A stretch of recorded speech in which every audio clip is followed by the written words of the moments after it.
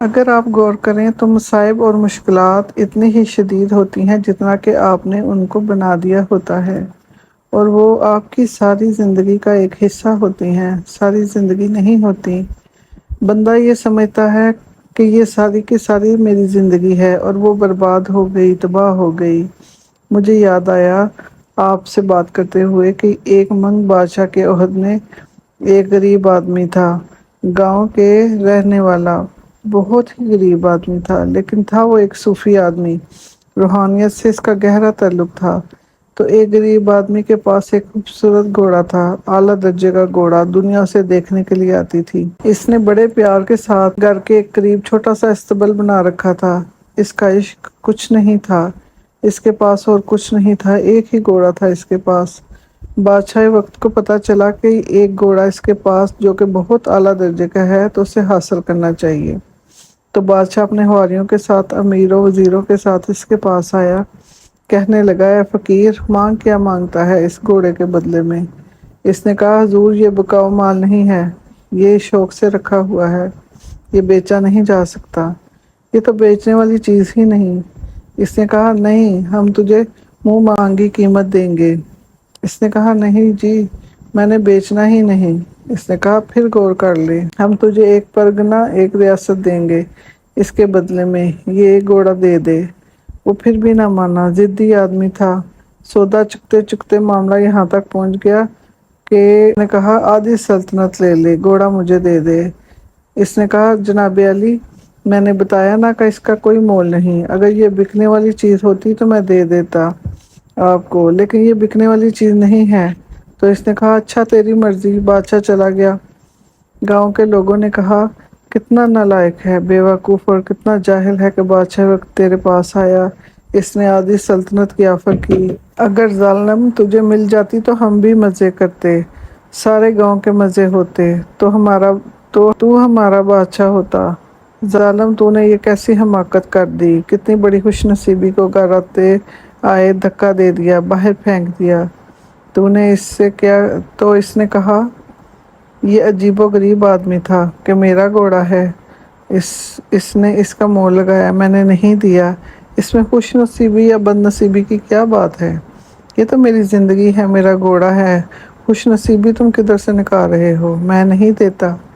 انہوں نے کہا، تو ضدی آدمی ہے، تو شروع ہی سے ایسا ہے، تیرا مزاج ہی ایسا ہے، اور کہہ کے چلے گئی۔ تھوڑے عرصے بعد کیا ہوا، صبح اٹھا چارہ ڈالنے کے لیے تو وہاں دیکھا کہ استبل میں گھوڑا ہی نہیں تھا، استبل خالی تھا۔ گاؤں کے لوگ آئے، روتے پیٹتے، کہنے لگے، ہمارے گاؤں کا حسن تباہ ہو گیا، تو اس سے کہا تھا نا کہ بادشاہ وقت کے ساتھ زور آزمائی نہیں کرتے، تیرا گھوڑا تیرے پاس نہیں رہا، تیرے ساتھ بڑا ظلم ہوا، تو تباہ ہو گیا، برباد ہو گیا۔ اس نے کہا، میں کہاں تباہ ہو گیا، کہاں سے برباد ہو گیا؟ ایک گھوڑا تھا، چھوٹی سی چیز تھی، میری زندگی تو بہت بڑی ہے، یہ اس کا ایک حصہ تھا، حصے کے اوپر میری ساری زندگی کو کیوں پھیلا کر کہہ رہے ہو؟ چونکہ تمہارا گھوڑا چلا گیا اس لیے تم برباد ہو گئے، معمولی سی بات ہے۔ انہوں نے کہا، نہیں، تو بیوقوف آدمی ہے، تجھے اللہ نے عقل ہی نہیں دی۔ اور وہ پھر واپس چلے گئے۔ کوئی 1 مہینہ 11 دن بعد اس کا گھوڑا ہنہناتا ہوا واپس آیا۔ اس کے ساتھ 11 نئے جنگلی گھوڑے تھے۔ وہ کہیں بھاگ گیا تھا جنگل میں، اور جنگل میں جا کر انہیں سیٹ کرتا رہا، اور سارے اس کے عشق میں مبتلا ہو گئے۔ تو 11 گھوڑے نئے اعلیٰ درجے کے ساتھ لے کر آ گیا۔ اس نے دیکھا تو بڑا خوش ہوا۔ انہوں نے رسے ڈال کر سب کو وہاں کھڑا کر دیا۔ گاؤں کے لوگ آئے، انہوں نے کہا، تو بڑا خوش نصیب ہے، تیرا گھوڑا کھو گیا تھا، تجھے دیکھ کے کمال کی چیز لا کر دی۔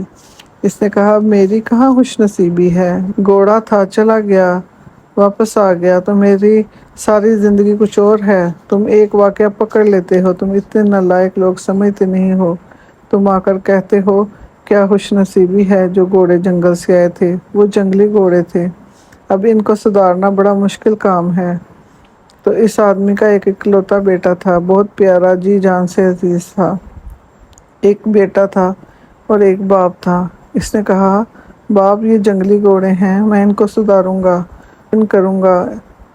چنانچہ اس نے ایک رسہ پکڑ کر پھینکا اور اس کے منہ میں لگام دے کے اس کے اوپر چڑھ کے اسے سب سے صحت مند جنگلی मुंह जोर घोड़ा सुधारने की कोशिश की, इसको ले गया, भगाया, जंगल में चक्कर लगाया। दूसरे दिन भी जब इस पर चढ़ा तो घोड़े से गिर गया, इसकी रान की हड्डी टूट गई और जमीन पर गिरकर तड़पने लगा। इसका बाप आया, इसको उठाकर ले गया। गांव के लोग रोते पीटते आए, तेरी बदकिस्मती कि तेरा एक ही बेटा था, तो तू तो मारा गया, तबाह हो गया, बर्बाद हो गया।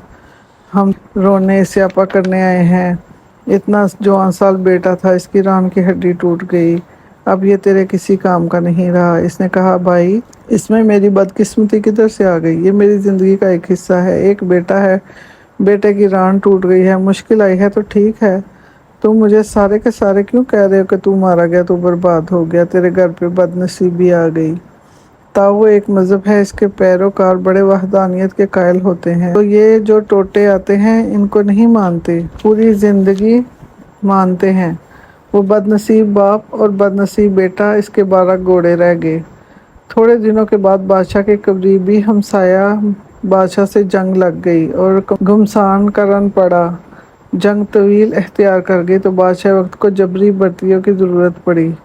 इससे डंका बजा दिया, गांव-गांव करनी फेर दी कि जो जवान बच्चे हैं इनको ज़बरदस्ती भर्ती करने के लिए वो गांव में आ गए। जितने भी खूबसूरत तगड़े बच्चे थे इनको कान से पकड़ के जंग में ले गए। इनके बेटे की टांग टूटी हुई थी, वो किसी काम का नहीं था, वो इसे छोड़ के चले गए। गांव के लोग इसके पास आए और कहने लगे, यार हमारे तो प्यारे प्यारे बेटे थे, सबको हाँक कर ले गए, तू तो बहुत अच्छा रहा, खुशकिस्मत है। तो इसने कहा, यार तुम बंदे इस काबिल ही नहीं हो कि तुम्हारे साथ रहा जाए, ये गांव ही नालायक लोगों का है जो ज़िंदगी के एक छोटे से हिस्से को सारी ज़िंदगी में फैलाकर इसका नतीजा निकाल देते हैं। तो मैं माफ़ी चाहता हूँ, मैं तुम्हारे दरमियान में नहीं रहूँगा, मेरी और तुम्हारी जुदाई है। चुनाचे वो अपने घोड़े और बेटा लेके किसी और गाँव चला गया।